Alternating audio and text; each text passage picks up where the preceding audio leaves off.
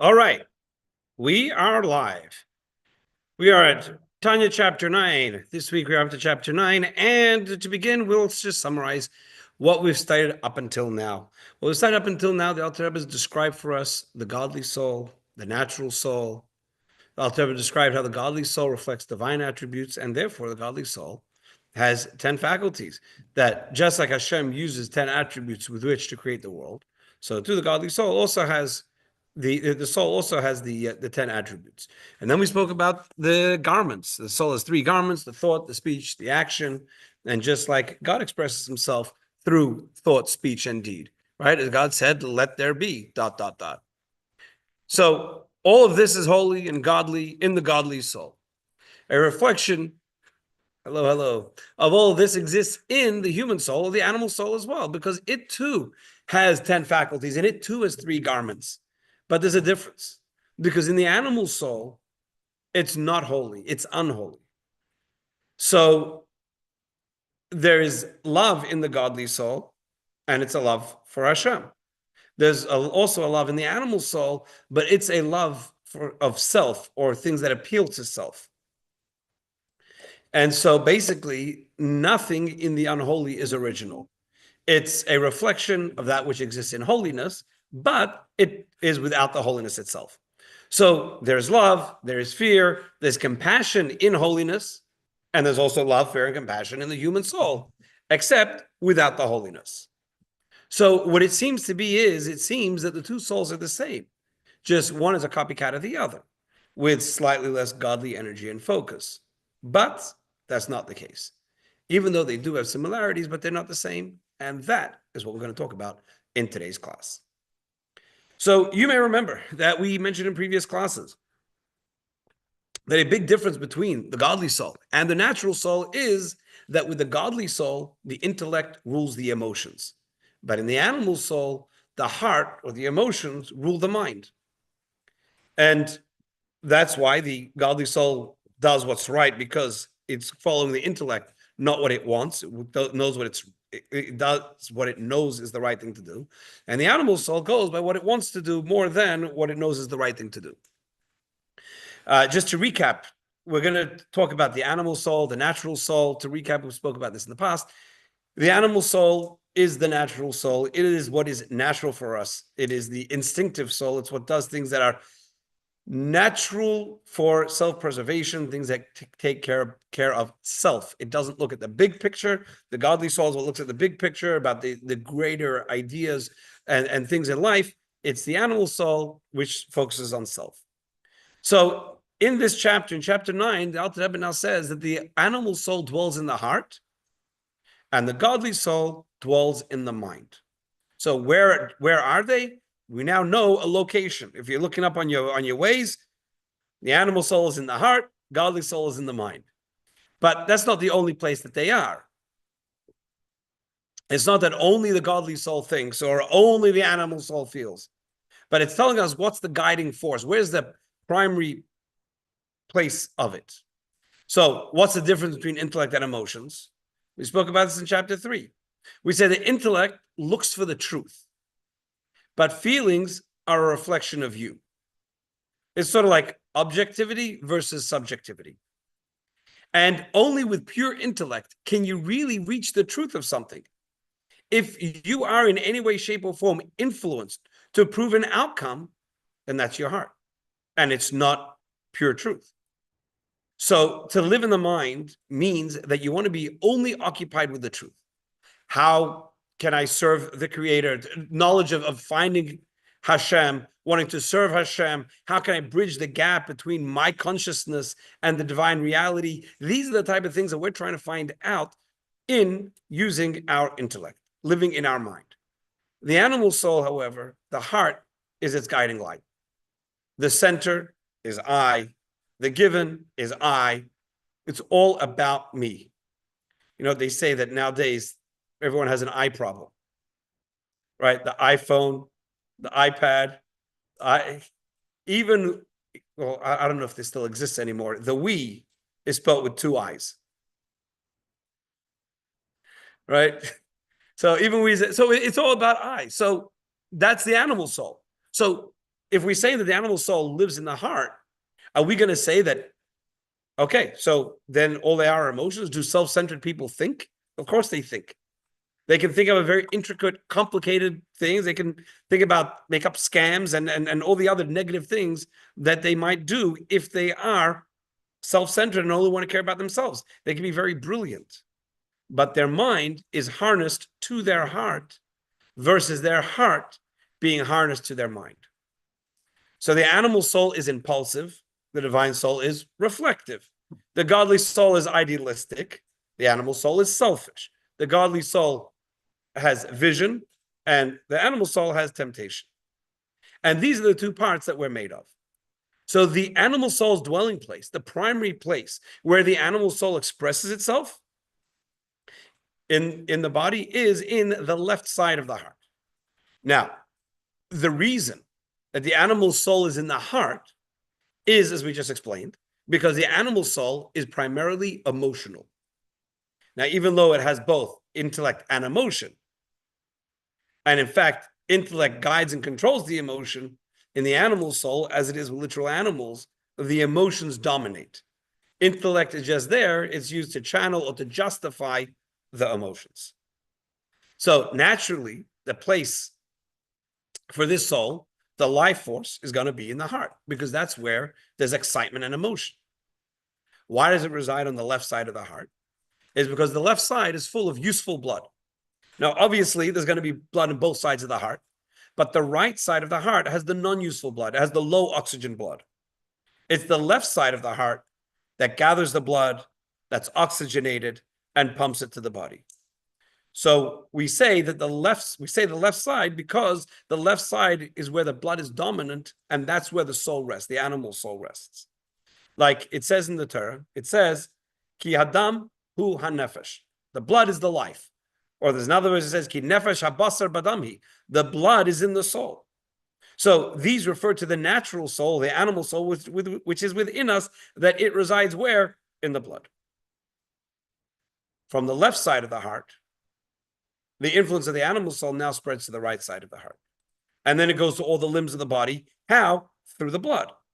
Because the blood carries the soul to all the limbs, including the brain, where there it's able to influence even our thinking and our understanding. So that's the way it is with the animal soul. The godly soul, on the other hand, is primarily in the brain. The life force of the godly soul expresses itself more in the brain than it does in the heart. And that's because the godly soul is more distant. It's more removed from the physical body, and it's more comfortable in that part of the body that's also more abstract and less embodied. Which part of the body is that? That's going to be the brain. Not in the intelligence of the brain, but in the life force of the brain. And so from there, the influence of the godly soul is going to now go and spread throughout the entire body, since the brain controls and influences all activities of the body.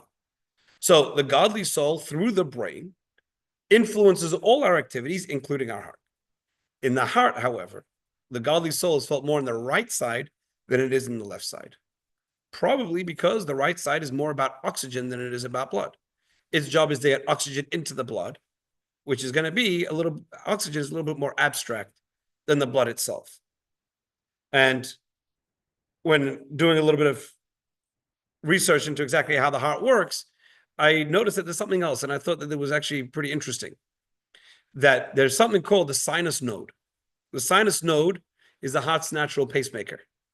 And where is that? It's on the right side of the heart. So the sinus node, right, it doesn't actually deal with the blood. It just orchestrates that the blood, right, the oxygen or the energy or everything that goes should go where it needs to go. It itself is not involved in the nitty-gritty of pumping up the blood. It just orchestrates and arranges everything, which is sort of like the godly soul, which is more abstract than it is dealing with the physical. So basically what we have is we have two souls. Each of these souls have their own set of faculties and garments. Each one has its own location in the body. The animal soul is primarily in the left side of the heart, while the godly soul is primarily in the brain. And when it's in the heart, it resides in the right side of the heart. So why is there an issue?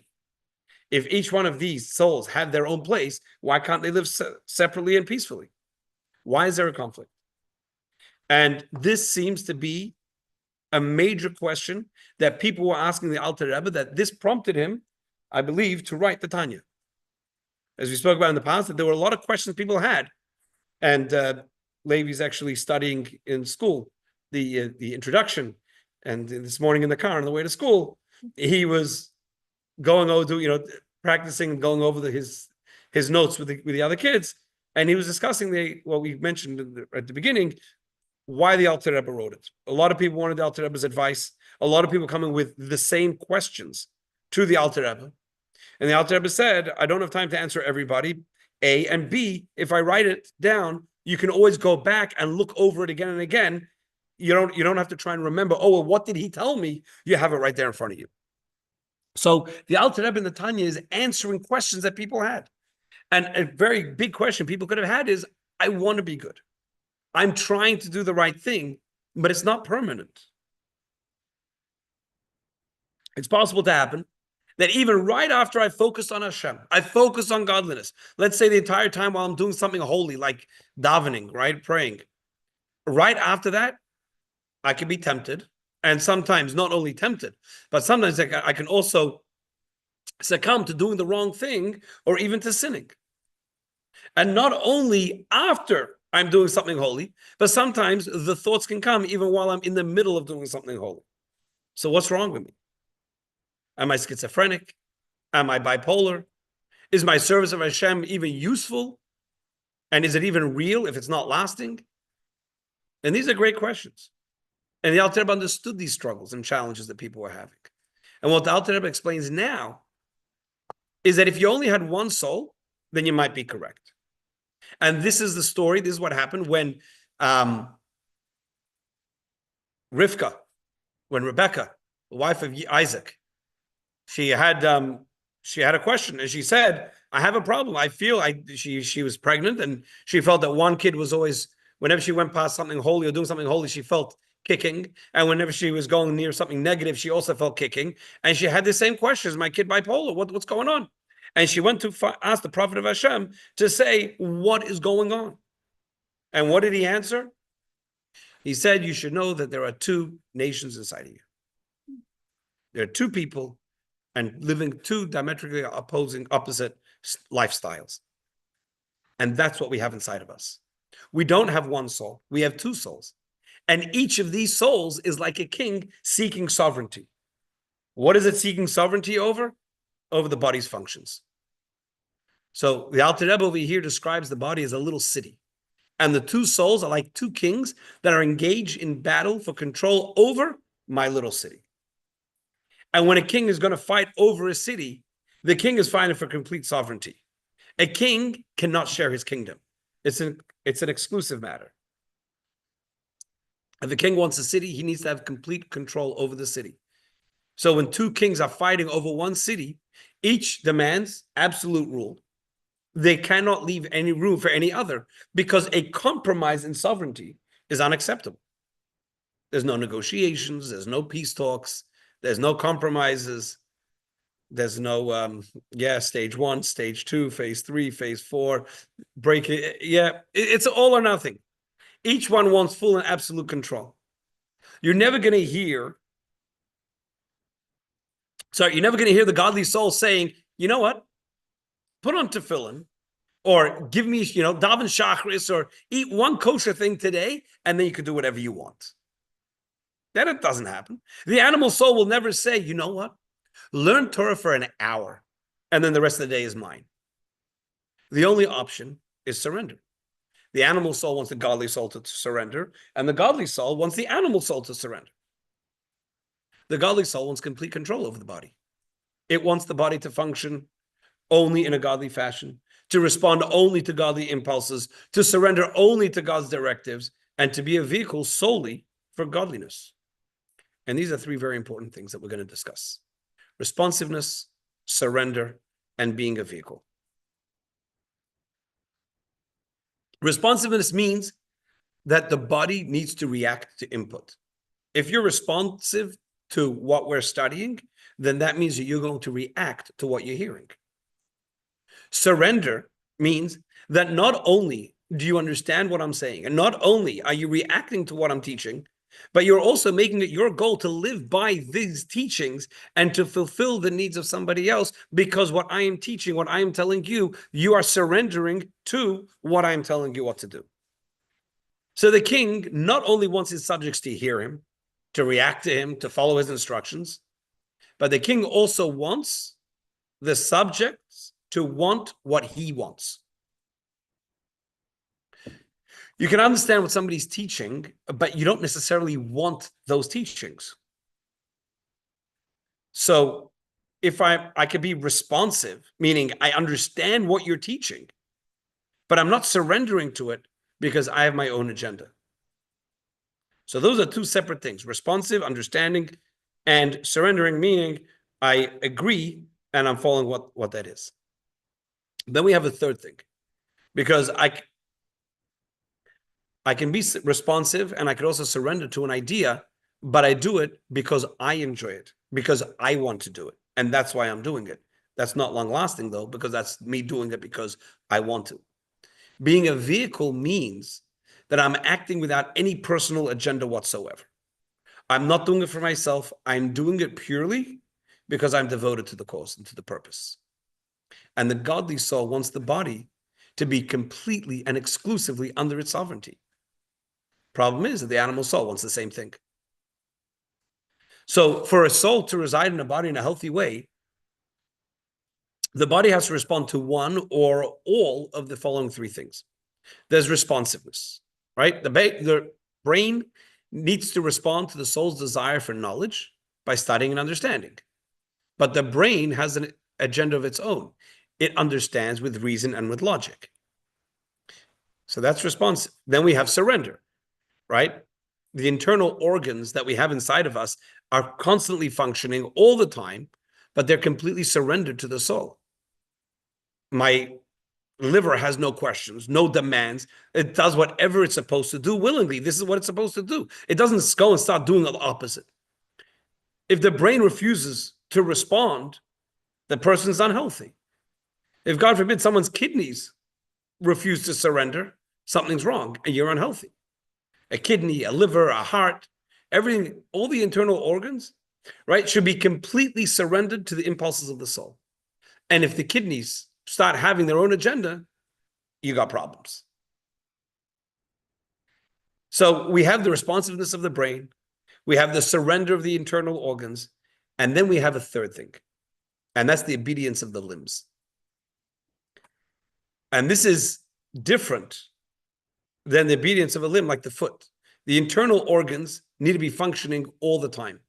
A foot doesn't need to function all the time. In fact, it shouldn't function all the time. It should only act when given instructions by the soul. If the soul wants it to move, then it moves. If the soul doesn't want it to move, it shouldn't move. Right? If someone, what's it called? Restless leg syndrome, right? That's not good. It's only supposed to move when you want it to move. So that's the idea of like a chariot or a car, where it doesn't go anywhere unless you take it there. Unless you're talking about a Tesla or a Waymo or one of these other things, then it goes wherever it wants. Right? So you have a car, a chariot, which goes only where it's instructed to go. But then you can have a horse. A horse is supposed to be responsive. It's supposed to be surrendered, but it's not a vehicle if you're not riding it. It has its own movements. It does its own thing. And when you do ride it, it should be completely responsive to the rider. A chariot, though, is not only responsive to the rider, it's not only surrendered to the rider, it's a vehicle, which means that when the rider's not there, it's not doing anything. So a foot that has its own activities, or a foot that's functioning all the time, it's not healthy. The foot that's constantly in motion, something's wrong. Of course, the foot that won't move when you want it to move, then something, you also have some serious problems. But the foot is supposed to be the chariot to the soul. It doesn't do anything on its own, and it does everything that's asked of it to do. So these three things that a king demands from his subjects, these are what a soul demands from the body. In order to be healthy, the body has to respond to the king in these three ways. It needs to be responsive, surrendered, and a vehicle. Now, the godly soul wants this exclusive kind of control over the body because godliness is not compatible with ungodliness. The natural soul, the human soul, also wants sovereignty over the body. It wants complete control. It wants responsiveness, surrender, and to be a vehicle, but for a very different reason. And that's because the human soul is egotistical and selfish and will not share with anybody else. And so the two souls are demanding the very same things, but for very different reasons. The godly soul wants exclusive rights to the body because it's not compatible with unholiness. And the human soul wants complete sovereignty over the body because its ego is threatened by the holy. So what does it mean that the godly soul wants complete control? So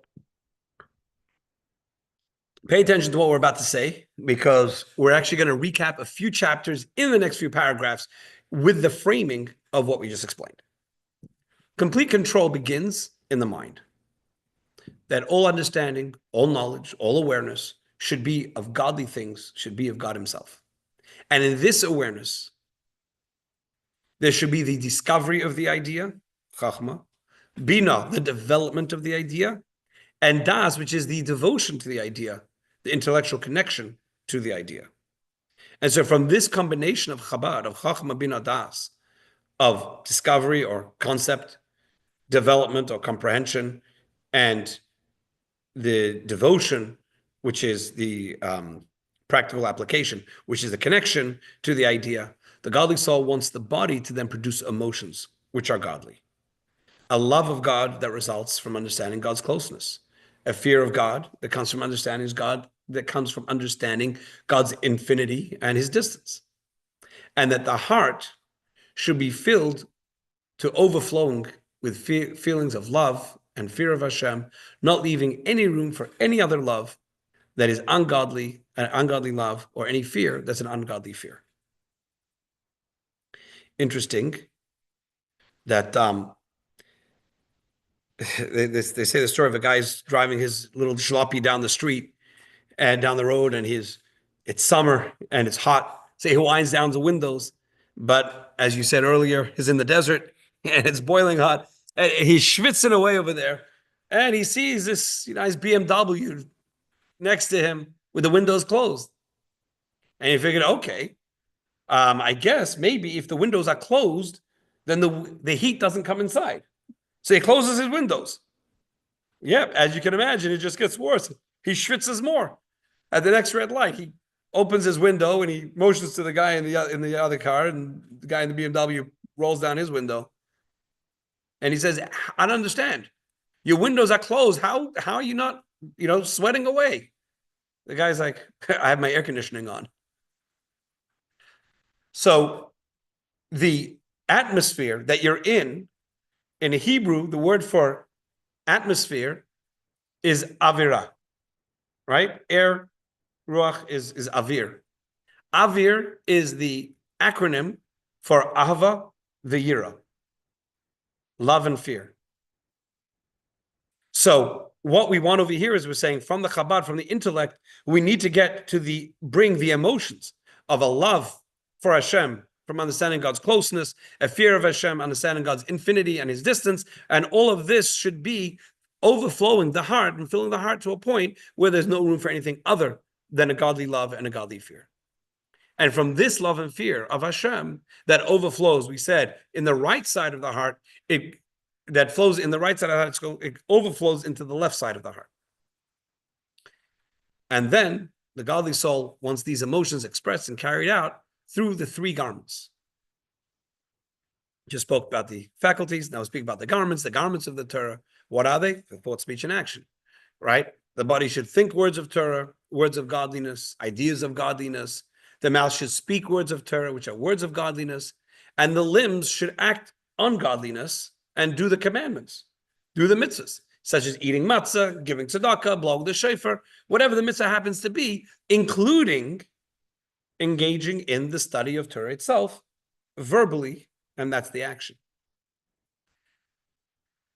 So now in this complete picture of total godliness, beginning from intellect, which produces emotions, which then creates or motivates behavior, thought, speech, and action.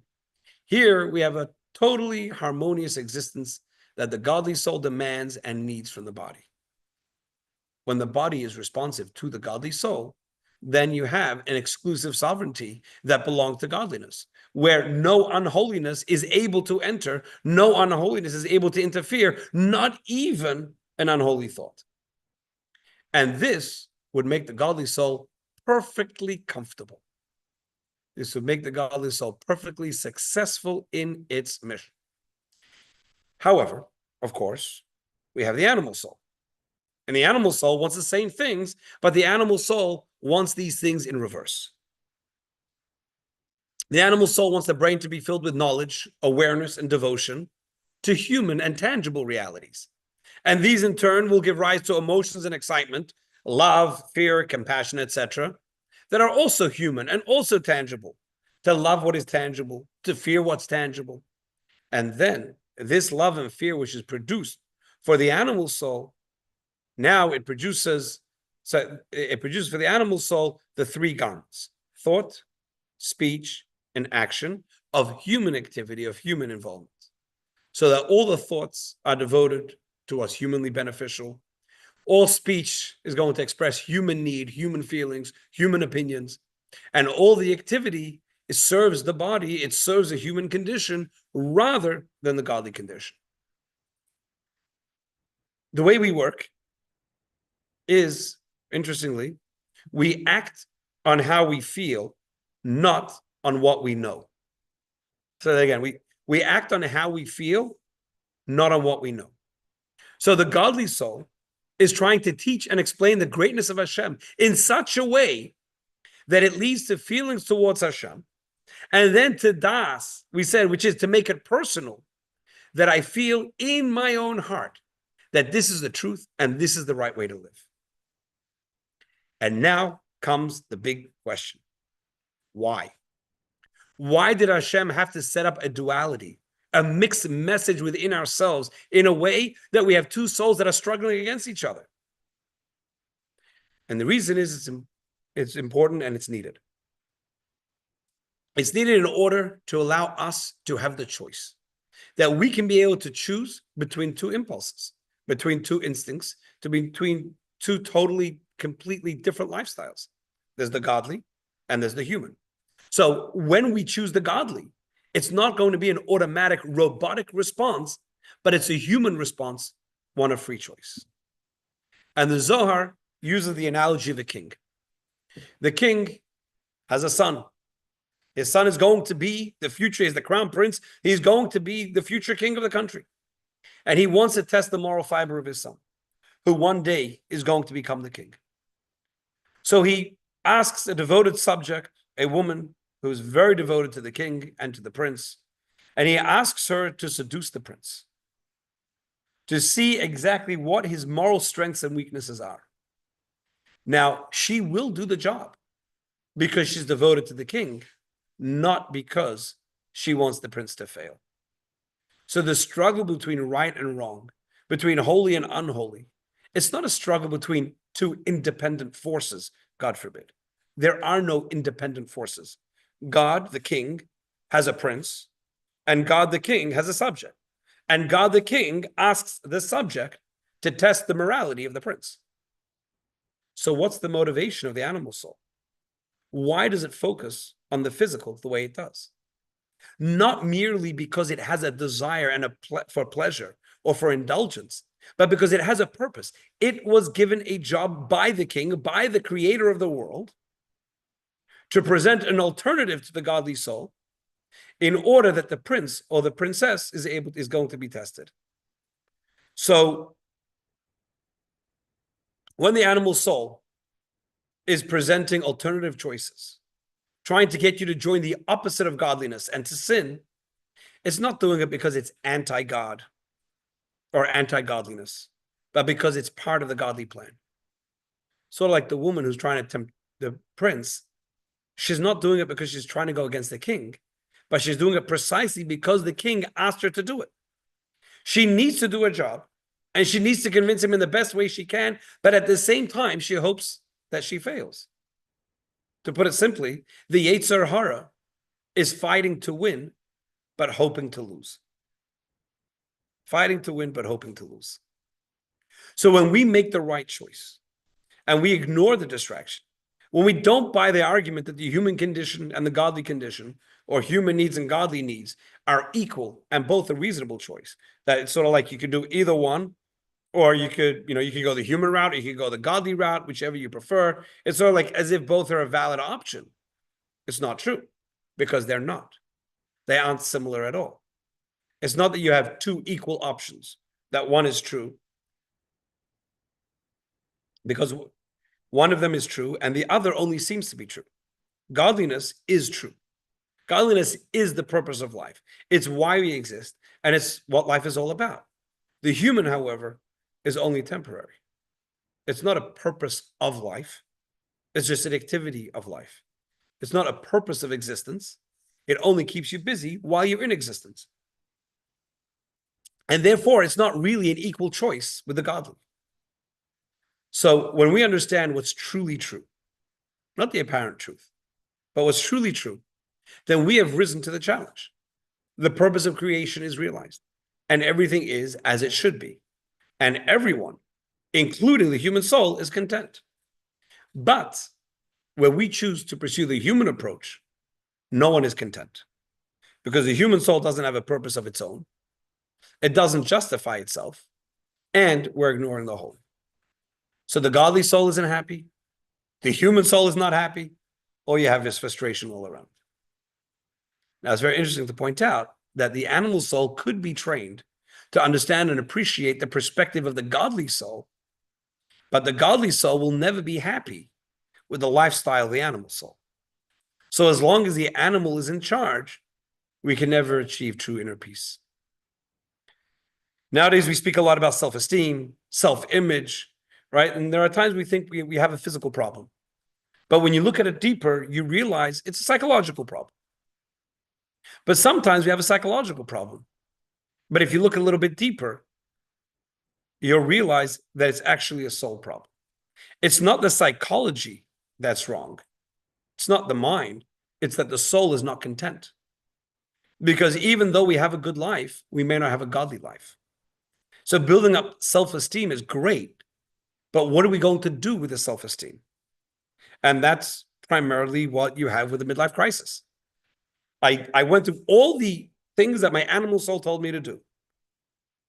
I got married. I built a family. I put my kids through college. I had a career, built up a great business. Now what? What am I supposed to do? I reached the pinnacle. I reached the top of where I'm supposed to be. Where do I go from here? And that is only a question that you can have if you're focused on the animal soul. Because the animal soul says, what am I supposed to be doing next? Whereas the godly soul says, I have a lifelong mission. As long as I'm alive, my mission is to serve Hashem, to do the mitzvahs, to do all the things that I'm supposed to. There's never an ending to that mission. There's the story of the Alter Rebbe, that the Alter Rebbe came to a town, and don't remember the name of the town, and it was the middle of the night, and he's looking to see where he could go, and he sees there's a light on in a house. So he goes to the house, and he sees that there's a tailor there. And the tailor, by sitting by the light of the candle, is busy sewing. And he says to the tailor, knocks on the door, comes in, he says, it's late at night, why are you still up? And the guy said to him, as long as the candle burns, there's time to work. And the Alter Rebbe said, wow, that's very profound. As long as the soul is burning, as long as I'm alive, there's time to work. There's a job to do. There's a mission to fulfill. So the godly soul really is the only way to go. But how do we do that? So when the godly soul influences the animal soul, and the animal soul is then inspired to be godly, we start acting, so to speak, with the excitement of the animal because we're inspired, we're very excited. And that's the goal of the Beinoni, which is to transform the characteristics of the animal soul into godliness and into holiness. And that's what we need to be doing. So in this chapter, we discussed about the struggle of the two souls. We spoke about, we said there are two kings that are vying for control over our mini city. And we explained why we have the two voices inside of us, what they want from us, why Hashem created both souls, and what's in it for the Yetzer Hara, what's in it for the evil inclination of the animal soul, is that it's there doing a mission of Hashem. Next week in chapter 10, we're going to speak about the tzaddik, the super soul, who always wins the battle. In chapter 11, we'll speak about the Rasha, who loses the battle. And then from chapter 12 and on, we're going to return to speak about us, speak about the Beinoni, with ideas and techniques of how we're able to deal with this mini war that's going on inside of us. I want to end off with two stories. There was a kid who didn't do the right thing. And his father was telling him, explaining to him, well, it's important, you should always do the right thing. And his father said to him, you should be like the Yetzer Hara. Even the Yetzer Hara does what Hashem wants him to do, as we just explained in this chapter. So if even the Yetzer Hara does what it's supposed to do, why don't you? And the kid said, well, because the Yetzer Hara doesn't have a Yetzer Hara trying to stop him from doing what it's supposed to be doing. There's another story which I really like. The story is about a kid, it's a Bachar, yeshiva student in Israel, and he was a fan of a certain soccer team. And the games were on Sundays, and he missed a couple of Sundays, Sunday afternoons. Somehow he was not in yeshiva, nowhere to be found. After a couple of weeks, the head of the yeshiva, the Rosh Yeshiva, comes to him and says, where have you been? We miss you. So, embarrassed, he says, well, I'm a soccer fan and my team was playing. And so I went to a couple of games. I know I probably shouldn't have taken off from study time, but I apologize. And the Rosh Yeshiva says, tell me about the game. So he says, okay, well, you have two teams and there's a goal on this side and there's a goal on that side. And you have to try and shoot the goal, the ball, and you want to kick a goal into the other team's goals. And the Rosh Yeshiva says, so after when the game takes a break, do they sleep on the field? It's like, what? What are you saying? He says, no. He's like, well, what's stopping them from coming in the middle of the night, kicking 100 goals, and then they win? And he's like, my poor Rosh Yeshiva has no idea how things work. He says, no, you don't understand. There's no point. The only point is when the other team's there to defend their goal, and then you get a goal. That's where the point is. And the Rosh Yeshiva said, I hear.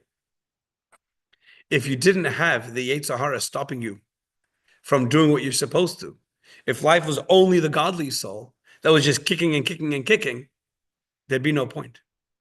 The point is that we have the opposition.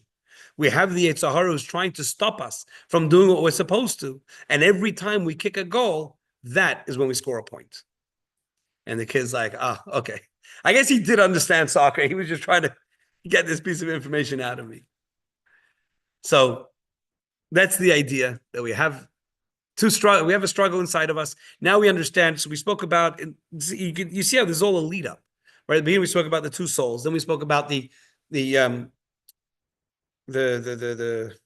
faculties of the soul, and then we spoke about the garments of the soul, and we spoke about all of that, and we see how it leads to now we understand that each one is trying to use all of their resources in order to be the ruler of the soul, ruler of the body, using their resources in the way that fits them, whether it's the godly soul, the animal soul. And that's why we always have this inner struggle. So now that we have identified the struggle, now we have to try and work out how to deal with the struggle. And for that, you're going to have to come back to another class, because that's going to be in a future class.